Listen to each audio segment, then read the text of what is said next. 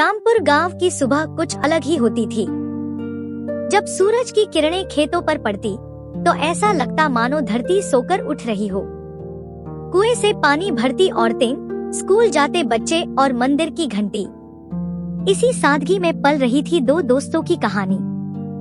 मोहन, जल्दी चल, आज देर हुई तो माँ फिर बोलेगी कि दोस्ती खेती से ज्यादा जरूरी है। माँ गलत थोड़े ही बोलती है। दोनों हंसते हैं। मोहन की माँ दोनों को प्यार से देखती थी।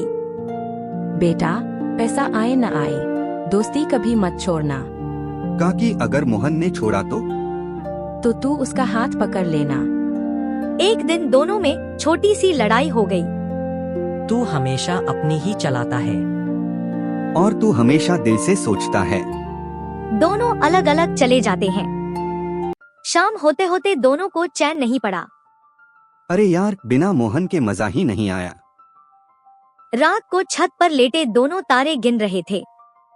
मैं शहर जाऊंगा, बड़ा आदमी बनूंगा।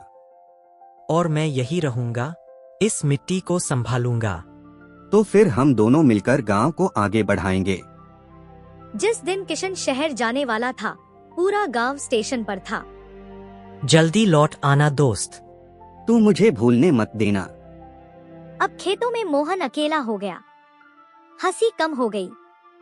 दोस्ती भी फसल की तरह होती है, अगर संभाली न जाए तो सूख जाती है। शहर में किशन नई दुनिया में उलझ गया। गांव की बातें छोड़ो, आगे बढ़ो। पर जड़ें तो वही हैं। मोहन को कर्ज लेना पड़ा। समय पर पैसा चाहिए, भावनाएं नहीं। कोशिश करूंगा। मोहन की माँ बीमार पड़ गई। बेटा, किशन कैसा है? ठीक है माँ, सब ठीक हो जाएगा। मोहन ने कई बार फोन किया, जवाब नहीं मिला। अगर दोस्ती बोझ बन जाए तो क्या उसे ढोना चाहिए? किशन की नौकरी चली गई। सब कुछ खत्म हो गया। किशन को माँ की बातें याद आईं। मैं दोस्ती में ही फेल हो गया। किशन ने गांव लौटने का फैसला किया। अगर दोस्ती बची है तो वहीं मिलेगी। वह गांव आते ही सीधे मोहन के घर जाता है। अब क्यों आया? क्योंकि अब मेरे पास खोने को कुछ नहीं सिवाय दोस्ती के। मोहन फूट फूट कर रो पड़ा।